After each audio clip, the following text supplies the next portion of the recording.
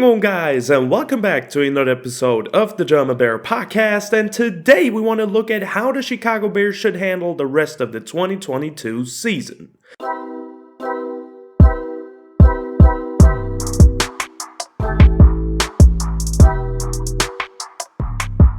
The Chicago Bears are just coming off of a horrible loss against the New York Jets, and honestly, I'm just excited to talk some Bears football again about the future, about the rest of the season, all in today's video. I wasn't just in the mood for a game recap yesterday, guys. I mean, that loss was really horrific. It wasn't any fun to watch the game because it was so rainy, and then offense, defense just totally got destroyed by the New York Jets. So today, we want to talk about something more positive, and about, like I said, how the Bears should handle the rest of this season with Justin Fields having that shoulder injury. The good thing is he's still day-to-day. Obviously, you don't want to risk him. Want to talk about him in a second. But overall, the Bears still have 5 games to go and 5 really competitive ones. It depends on how competitive the Bears are in those games. But they will play the Packers at home, which is a big game. Then Philly after the bye, Buffalo, Detroit, and Minnesota to close out the year. So 5 very good opponents. I mean, Detroit is up and coming, and the rest of those are always a tough play no matter which season. And I mean, overall, this will be a tough last little stride here for this season until we can finally focus on draft coverage, where I will do a lot in all these kinds of things. But let's start it off today with the offense and talk about what the plan should be with the offense moving forward. And first of all, let's start off with QB1, Justin Fields. And for me, the mantra is just easy. Give Justin as many looks as possible. That's the best way to learn in the NFL is in true competitive regular season or postseason, obviously, but mostly in the Bears' case now, regular season games, as soon as he is truly capable of playing again. If he says, man, I'm not ready to go, or, the doctors say he's not ready to go, then don't play him against Green Bay. I would love it. I would love Chicago win against Green Bay. That would definitely feel as a great season finale already. Giving the Bears fans and the Bears community a win against the Packers would always be great.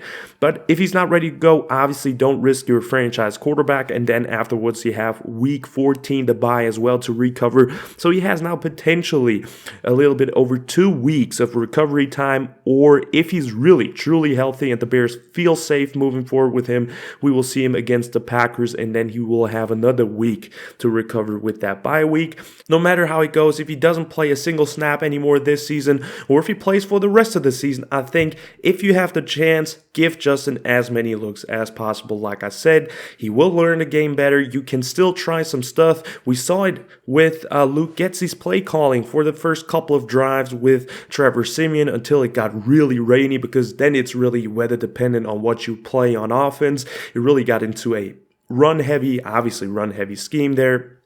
But at the beginning of the game, they mixed it up beautifully and had somewhat of a pocket passer, obviously, with Trevor Siemian, who doesn't have the abilities of Justin Fields. And it was interesting to see how that system shifts. And that was just a little outlook for potentially next season when the Bears hopefully acquire a better offensive line and some other playmakers for Justin Fields as well, because I don't think they want to run him into the ground like they did this year, with knowing that he already injured him for the 2022 season. So do you want to risk that again, run him that many times? I don't think so. I mean, overall, he ran a outstanding amount of 122 times per game, and that number really rised up since that Patriots game, because the Bears then started to really include read options, RPOs, and designed runs, lots of scrambles there on play actions that were designed. So, he would have even had more attempts on this season. That number would look entirely different if that was the Bears offense from the beginning of the year. So for me, it's give Justin Fields more passing looks for the rest of the year, right? Say to him, hey man, you see Chase Claypool one-on-one on the sideline, take him, give him a shot. You saw it against the Jets. He was able to make big time plays, and I will do a film room episode where he's heavily included this week as well, so stay tuned for that. But man, overall, I just want to see him progress or develop as a passer for the rest of the season. Use those very, very important snaps that can nobody give you in practice. So use those snaps, give him lots of passing looks, lots of defensive looks. Let him read the defense, go through his reads. He really had an upwards trend. You see it in every single film room episode that I did. He had several plays each and every game where he went through his full 5 reads and found the check down, found the third guy, found the second guy, took the first guy, found the fourth guy, his fourth read, right? So he is constantly getting better, and I would just love to see that trend going upwards.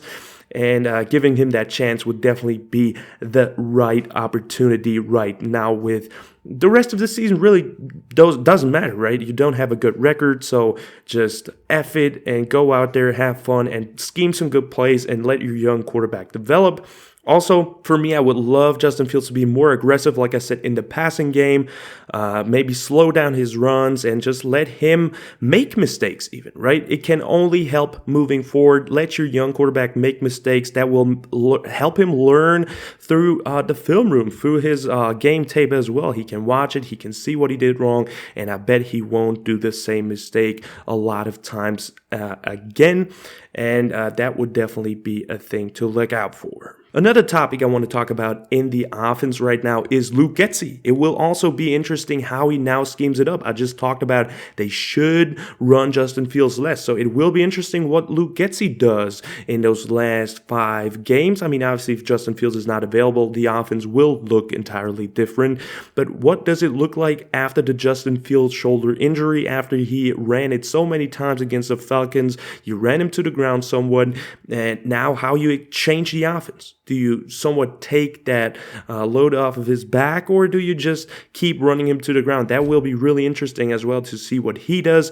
And also for Luke Getsy, I want him to include as many wide receivers as possible for those last 5 games. The record doesn't matter at this point, and for me, it's just really interesting to see which players you want to bring back next year, because the Bears have lots of one-year deals with EQ St. Brown. You have Byron Pringle on a one-year deal. You have N'Keal Harry, who I think is up for a contract extension as well. So see what you have in those types of players, Dante Pettis too, and see who you might want to bring back, because those players somewhat have a connection with Justin Fields now at the moment. And if you continue that, they could potentially be some nice role players moving forward for the 2023 season. Obviously, you want some better playmakers on the team, but if you can develop them in somewhat way, that would obviously be nice. At the moment, for me, EQ is definitely a candidate that could stay on the Bears. Byron Pringle too. He had just a great game against the Falcons, made some clutch catches. EQ very valuable as a blocker. Same for my man N'Keal Harry. He's a really good blocker too, and Dante Pettis has shutout too. So it's really a head-to-head race at the moment. Nobody really has an edge for me personally. So that will be pretty interesting moving forward for the last couple of games. And then also, give David Montgomery the ball, run the damn ball. I want to see what you have at the running back position, right? David Montgomery's up for a contract extension. Obviously, you don't want to pay your running backs that much. When you look at the stats, Khalil Herbert, 108 attempts, 643 yards. That's 6 yards per attempt. That's absolutely insane. And then you compare it to David Montgomery, who's 146 attempts, 580 yards, and 4 yards per carry, which is still okay. But overall, Khalil Herbert has looked like the more explosive runner. He has more yards per attempt. He has one more touchdown with about 40 or exactly 38 less carries. So obviously, he somewhat outperformed him this year. David Montgomery, really good pass blocker, really good receiver out of the backfield, and he can be a valuable piece for this offense moving forward. I really like this 1-2 punch between those two guys, Khalil Herbert and David Montgomery. Maybe look at the draft and get someone else done. But man, look what you have in David Montgomery. Get him the ball, especially with Herbert now being injured, and see if you want to pay him or not. Because if not, you have to look at the draft with lots of great running backs in this draft. Don't get me wrong. But obviously, nothing is guaranteed that those guys will work out. So I hope David Montgomery balls out. I hope he stays here, hopefully for cheap too, which is great for the team, even though they have lots of cap space. But you don't want to overpay a running back. And then I think we're good to go. But this will be a really interesting topic, definitely as well. And now I quickly want to move on to the defensive side of the football as well. Haven't talked a lot about the defense over the last couple of weeks, only some offensive film film rooms and stuff. But one guy that I want to definitely see make more plays is Jack Sanborn, the UDFA out of Wisconsin.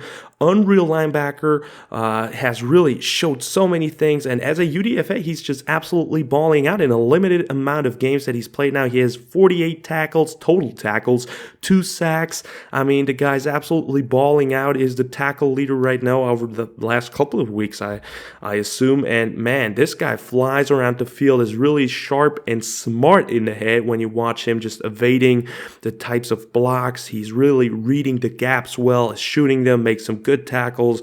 Jack Sanborn is definitely a real stud right now on defense, one of the few bright spots, even or especially with Jaquan Brisker and Kyler Gordon missing that game, then Eddie Jackson injuring himself, Darnell Mooney too. Like, we had so many injuries against the Jets, so the team will definitely thin down now towards the end of the season as well. It won't get any better. It will be hard to watch, but for the defense, Jack Sanborn is definitely a guy I'm looking out for, and I want to see him ball out for the rest of the year. Let that man hunt and show out, and I think he definitely secured a roster spot for next year. Definitely. I mean, the guy's looking real nice, and that's a great sign after trading Roquan Smith. Now, he's not Roquan Smith by any means, but love seeing how he balls out, and he could definitely be a nice piece on defense to work with, because there weren't a lot of bright spots before he started playing, and now at least we got someone that we can put at least some faith in at the linebacker position.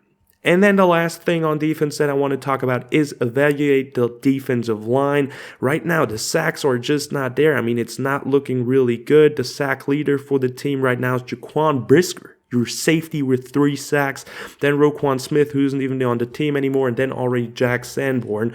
And then you see the defensive line with Justin Jones, Travis Gibson, Dominique Robinson, Orman Watts, Al-Quadin Muhammad, and that's already it. So production from the defensive line is not really good, and for me, just look at the edge, what you have in Travis Gibson, Dominique Robinson, Al-Quadin Muhammad. Give them all the chances that they could potentially have. Maybe bring some more blitz packages to showcase what they can do as well with some more one-on-one situations, but right now, defensive line is not looking good, and I think edge rusher is one of the biggest problems moving forward for the Bears into that 2023 offseason. But still, would love to see some players make some plays in those 5 games and make a case for potentially being on the team for a couple of more years. Obviously, Dominique Robinson is a rookie, and he showed out great things already, so he is not really in that category. But Al-Quadin Muhammad is definitely in that one. And I mean, Travis Gibson is still a really young player. I think he will be a rotational piece for a couple of years too, but we all expected a bigger jump from him, so let's see if he can make some magic happen and get some late season magic going for us, which would be absolutely beautiful. And yeah, guys, I mean, the Chicago Bears season is coming to an end on a very bitter note. You have lots of players injured. Your starting quarterback is injured. I mean, the team hasn't played really well. You lost a lot of close games.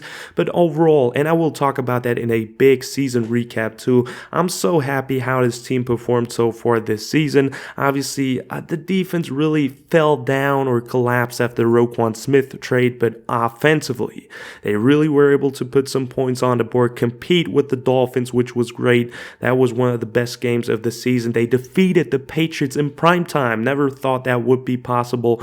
I mean, they had some QB controversy there, but overall, that was a big time win.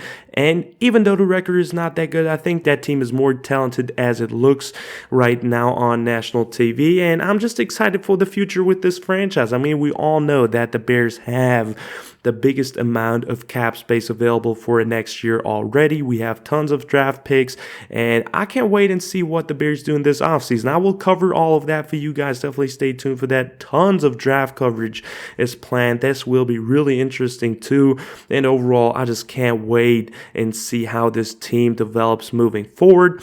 But with that being said, that's already the end of the video, guys. I hope you've enjoyed it. Definitely let me know in the comments down below what you think the Bears should do over those last couple of weeks, those last 5 games of the season, who they should develop, who should they focus on, and these kinds of things. Like and subscribe if you liked the video. Check out Instagram and Twitter if you want to as well. And as always, guys, bear down.